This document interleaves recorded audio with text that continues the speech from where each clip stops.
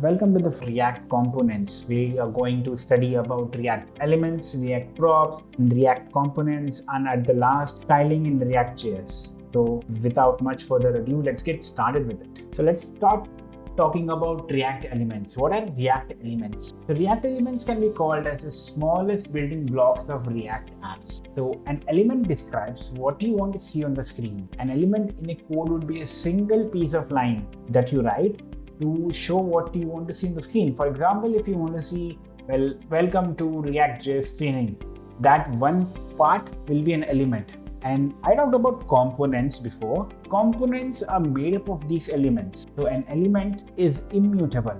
So suppose you define an element, okay, and you cannot change it in the future. You will have to define another element. So that is what immutable means. It can contain type as well as property. So what is type and property? So type would mean a thing like a button, for example. Suppose if you're browsing the web and you want to buy a product on there, suppose Amazon, you would have to go to the cart and look if you have one. So for example, if you assume that you have added two products by mistake, there's a plus and a minus button there that you will have to click. That can be called as a React component, and there are a lot of things that go into creating that small button, and all of those are made up of React elements. And the property could be the color of the button, okay, the shade, the saturation, and it can also contain child elements with it inside it. Okay, that's the complexity of elements and components in ReactJS. So ReactJS is written using JSX. So JSX, what does it stand for? JSX is the JavaScript syntax extension. That is what it means. It's to be known that React are not DOM elements. DOM means document object model, right? They are plain JavaScript element. So we shouldn't really confuse it with them. So let's get started by the code. But before that, we have to look into the div ID root. So in order to render any element, so what does rendering mean? So rendering could mean the displaying of one element on the web browser. That's what rendering means. And let's just say that there's a div. Okay, I'm going to call it div from now, somewhere in your HTML file, right? So here in the blue box, I've put the div code here. This is what it will look like. So div ID equals to root. Yes, this div is the root of our entire application. Everything that we want to display has to be written here. It's a container for our entire website, the boundaries of our code. We call this a root DOM node because everything inside it will be managed by React DOM. Okay, application built with just React usually have a single root DOM node. If you're suppose integrating a React app into an existing app, so the existing app will have a root node also, and now we'll have the React app which you're integrating, which also will have a root node. Now these are the moments where you might encounter multiple nodes, root nodes. So DOM, which is a document object model, right? So it is a programming interface that allows us to create, change or remove elements from this document. And we can change the color, the style, the font size of the entire button that I talked about previously. That's what the DOM helps us to do.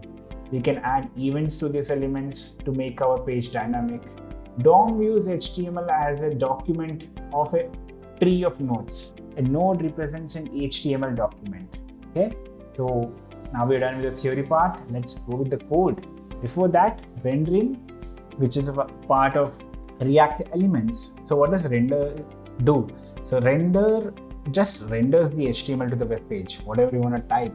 For example, it displays the HTML code specified in the HTML element. For example, in the blue box here, I have created a code using the render method here, typing hello, welcome to the ReactJS training. And below that, there's the output which shows you what exactly it will look like. It also has React DOM, which is a package that provides DOM specific methods. Okay, and there's a create root which exists within the React DOM. Create root is a DOM specific method. Okay, that's exactly what I was talking about before when I defined the React DOM. What does create root do. So create root just creates a root to display React components inside a browser. Okay, and since React elements are immutable, we have to be careful every time we create a new element. Next, so before this, let's just start coding. Okay, for that I'll be making use of VS Code. You can make use of any code editor or anything on the web that you want, but I'll be making use of that. So if you do remember, the last time that we finished the module 1, we had opened the npm start, and the screen on the right, which you see right now, this is what came up at the end. Okay, this is when the local host is generated and you can start coding. And I'm making use of VS Code, like I told you. You can make use of any code editor that you want. So for that, the only thing that you need is you need to open up the React demo. Remember, we created React demo when we used the npm to install React, and React demo was the folder that we created. In that, we created a my_app where we will be creating the files for today for the entire course. So just open that my_app. I have opened it up here.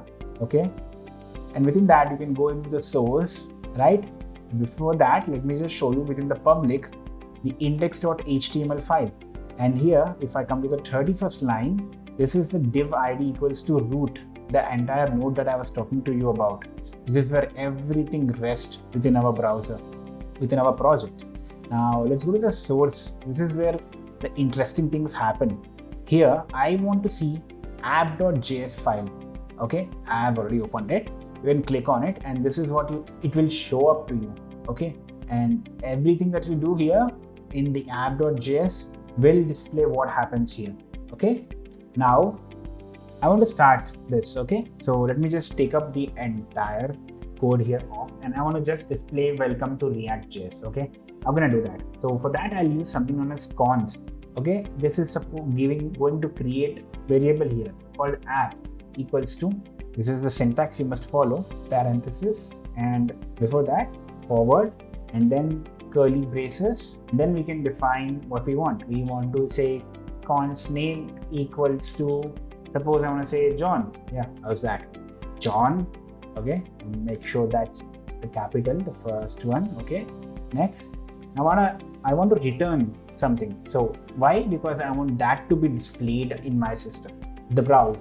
Now use return here, and we use the div here.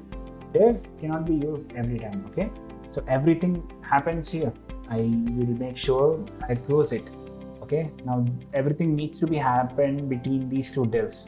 Now I can send that to the downward, and now I can start typing what I want. I want class name equals to app. Why am I doing this? Because the app.js needs to know this. Okay, close this. Next, I want to display something. What did I want to display?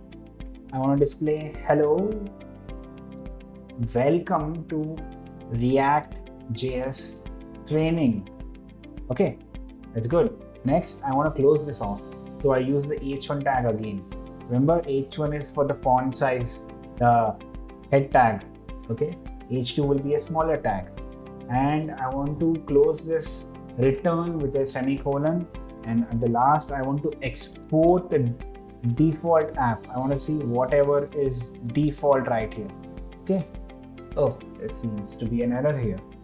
Oh, I have put this up. This shouldn't be here. Suppose I save it right now. Oh, class app. This isn't really required. Okay.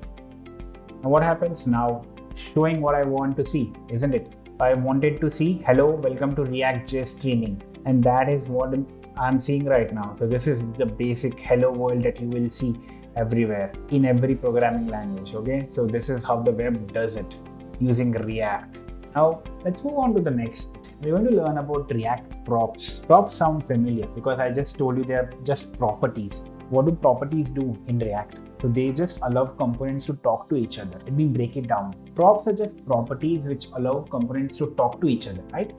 So React components, the ones that I explained, can accept data passed to them called props. Props are passed from parent to child mode.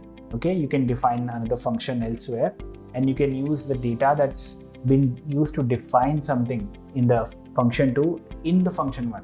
Okay, now props are passed from parent to child. Okay, next you must make sure when you're defining such a thing, they are in the curly braces. Okay, so here we are passing a prop name from app to the user component. Okay, the second one here is a component. So explaining this is fine. Let's just start coding this. Now this is the previous hello, welcome to ReactJS. I want to get rid of this and I want to start the prop. How do we do that now? Prop can be done in multiple ways. So assume that, yeah, let me start with saying hello again. Why not? So const I equals to, let me open the braces, and you should get familiarized with this syntax here. Now I'll return something within that. Oh,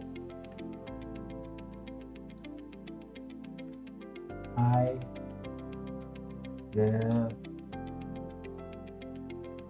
div. Now I have done that. Now I want to use the props. For that, I'll have to use something known as function. I'll come to that, what exactly a function is. Okay, function app. Now open that up because we know that props needs to be in the curly braces. So return yes. Now user name, because that's the name that I'm giving for the defining it. I'm gonna define, should I say hello? Oh, let's take John Doe. It's a well-known name that everyone takes up, John Doe.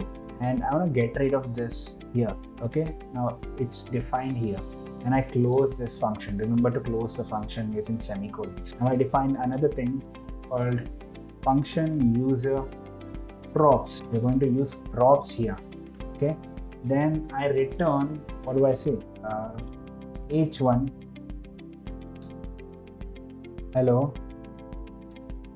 props.name, and I close that with h1 again. Do never forget that h1, the head tag, needs to be closed with h1 on both the sides. And the one above in the return, where I have defined the username equals to John Doe, it doesn't work the way that h1 does. What I want to display is hello, the prop name.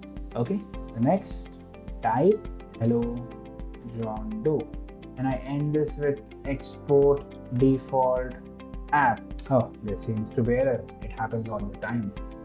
Oh, this is what I wanted to show. This is a comment here. This is what I want to show. This is how it will look like. So hi there. So there's no error here, and let me execute this.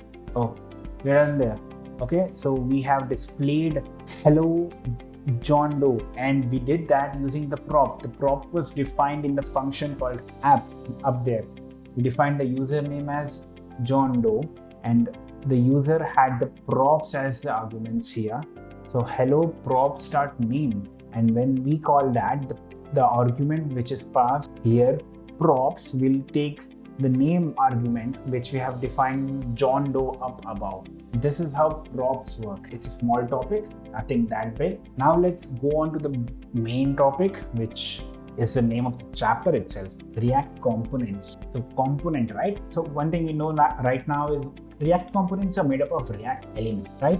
So what do components do? Components let you split the UI into independent reusable pieces and think about each piece in isolation. That's what they do. They are bits of logic and UI to it. So this page provides an introduction to the idea of components. Conceptually, components are like JavaScript function. We just used one actually, the previous. Yes, they accept inputs called props. Now you know what props is before.